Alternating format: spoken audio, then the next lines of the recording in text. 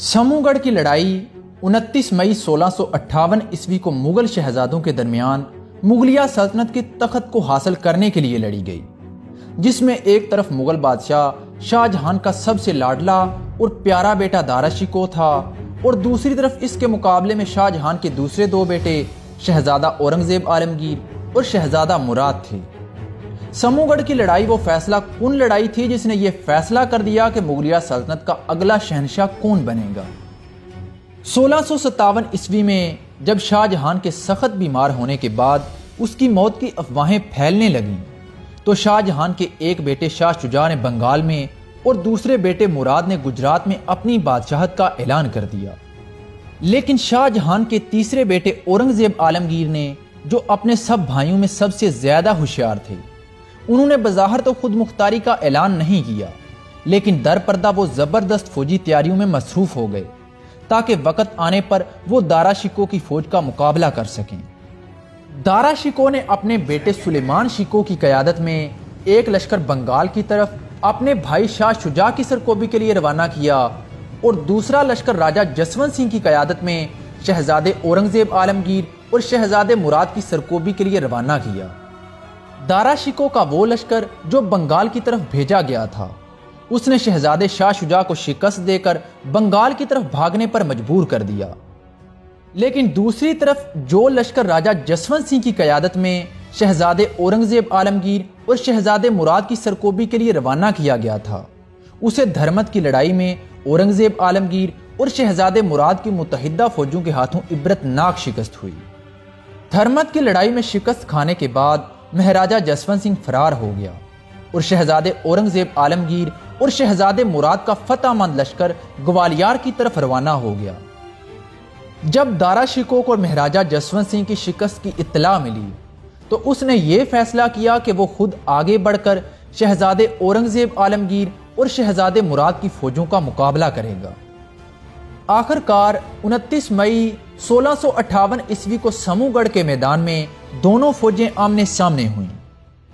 ہندوستان کی مغل تاریخ میں یہ پہلا واقعہ تھا کہ باپ کی جگہ لینے کے لیے باپ کی زندگی میں ہی مخالف بھائیوں کی فوجیں اس طرح اپنا حق تلوار کے زور سے منانے کے لیے آمنے سامنے کھڑی تھیں۔ مورخ عاقل خان کے بیان کے مطابق سمو گڑھ کی لڑائی میں اورنگزیب عالمگیر نے اپنی فوج کی صف بندی اور ترتیب سے ہی آدھی جنگ جیت لی تھی۔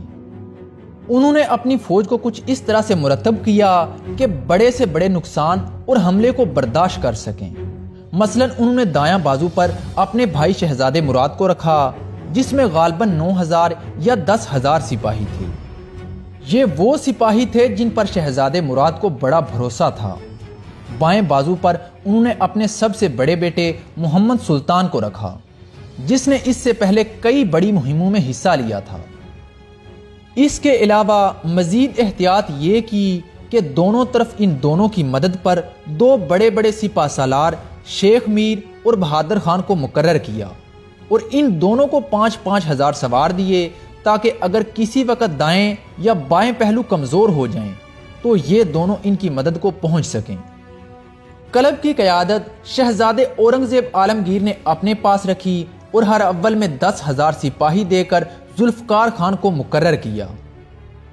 اس بات میں کوئی شبہ نہیں کہ دوسری طرف دارا شکوہ کی فوج میں بھی مغل سپہ سالاروں کی ایک بہت بڑی تعداد موجود تھی، جس میں رستم خان، بہادر خلیل اللہ خان، شہباز خان، ظفر خان، داؤد خان، رام سنگھ اور راؤ چھتر سال جیسے لڑاکے اور وفادار سپہ سالار موجود تھے، مگر ان میں یکجہتی، جوش اور ولولہ نہ تھا۔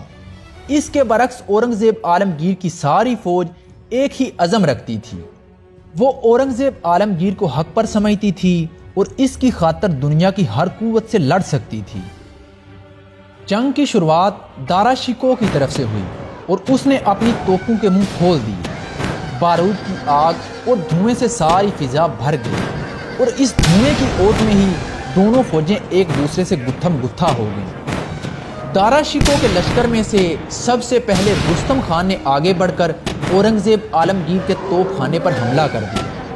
اس کے مقابلے میں اورنگزیب عالمگیر کے لشکر میں سے بہادر خان نے آگے بڑھ کر اس کا مقابلہ کیا، لیکن رستم خان کی فوج کا حملہ اتنا زیادہ شدید تھا کہ بہادر خان اسے برداشت نہ کر سکا اور اپنے کئی ساتھیوں کے ساتھ میدان جنگ میں ہی کام آ گیا۔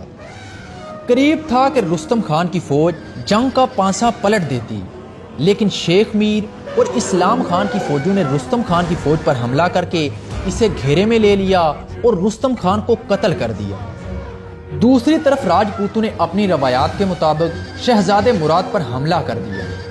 راجپوتوں کا حملہ اتنا زیادہ شدید تھا کہ شہزادہ مراد راجپوتوں کے اس حملے کو برداشت نہ کر سکا اور وہ پیچھے ہٹنے لگا، جہاں تک کہ اورنگزیب عالمگیر خود اپنے دستے کے ساتھ شہزادے مراد کی مدد کو پہنچے اور انہوں نے راجپوتوں کے زور کو توڑا۔ شہزادے اورنگزیب عالمگیر کے سپاہیوں نے شہزادے اورنگزیب عالمگیر اور ان کے بھائی شہزادے مراد کے دفاع میں جو لڑائی لڑی، اس نے اس جنگ کا پانسا پلٹ دیا۔ دارا شکوہ کو اپنے ان راجپوتوں اور ان کے سردار راجہ چھتر سال پر بڑا ناز تھا، لیکن جب اورنگزیب عالمگیر نے راجپوتوں پر حملہ کیا اور تمام راجپوتوں کو قتل کر دیا تو دارا شکوہ کے دل میں بھی خوف نے جگہ بنا لی۔ لیکن اس خوف کے باوجود بھی دارا شکوہ راجپوتوں کی مدد کے لیے آگے بڑھا۔ جیسے ہی دارا شکوہ اپنے لشکر کے ساتھ راجپوتوں کی مدد کے لیے آگے بڑھا تو اورنگزیب عالمگیر کے توپ خانے نے اپنا رخ دارا شکوہ کی طرف موڑ دیا اور گولوں کی برسات کر دی۔ یہ صورتحال دارا شکوہ کے لیے بڑی ہی خطرناک تھی۔ اس کے ساتھیوں نے اسے بچانے کے لیے اسے کہا کہ ہاتھی سے اتر کر آپ گھوڑے پر بیٹھ جائیں، لہذا دارا شکوہ ہاتھی سے اتر کر گھوڑے پر بیٹھ گیا۔ دارا شکوہ کا ہاتھی سے اتر کر گھوڑے پر بیٹھنا ہی تھا کہ اس کی فوج سمجھی کہ دارا شکوہ مارا گیا ہے۔ دارا شکوہ کی اس بزدلی یا حماقت نے رہی سہی کسر بھی پوری کر دی اور ہر طرف جمی جمائی صفیں بگڑ گئیں اور کچھ ایسا انتشار پیدا ہوا کہ دارا شکوہ کی فوج بدحوث ہو کر بھاگ گئی۔ دارا شکوہ کے چند جانثاروں نے دارا شکوہ اور اس کے بیٹے سلیمان شکوہ کو زبردستی گھوڑوں پر بٹھا کر آگرہ کی طرف بھگا دیا۔ اب تک میدان جنگ اورنگزیب عالمگیر کے ہاتھ میں آ چکا تھا۔ دارا شکوہ کے جو سپاہی چھوٹے چھوٹے دستوں میں اب تک لڑ رہے تھے، دارا شکوہ کے فرار ہونے کے بعد وہ بھی میدان جنگ چھوڑ گئے۔ اورنگزیب عالمگیر نے اس کامیابی پر اپنی پیشانی خدا کے حضور میں ٹیک دی اور جہاں کھڑے تھے وہیں سجدے میں گر پڑے۔ عالمگیر نامہ کے بیان کے مطابق اس لڑائی میں 10,000 سپاہی کام آئے اور اسی قدر زخمی بھی ہوئے اور باقیوں نے راہ فرار اختیار کر لی، یعنی دوسرے لفظوں میں 60,000 سپاہیوں میں سے 10,000 سپاہیوں نے دارا شکوہ کی خاطر جانیں قربان کر دی۔ 19 مسلمان اور 9 راجپوت سردار دارا شکوہ پر قربان ہو گئے۔